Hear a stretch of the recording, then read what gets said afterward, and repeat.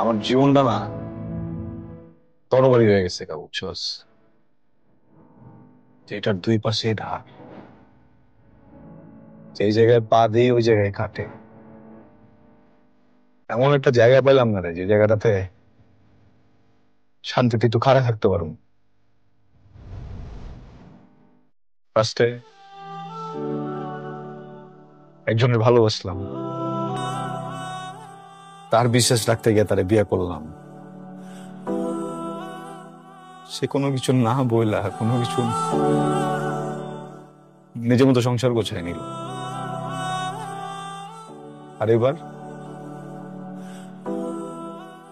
শেষবারের মতো একটা মানুষকে বিশ্বাস করলাম, সেও বিশ্বাসটা ভেঙে দিল।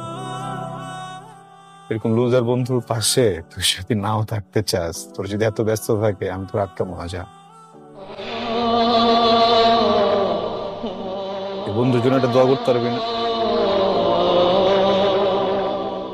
আল্লাহ যেন তোর বন্ধুটার পৃথিবী থেকে তুলে নেয়।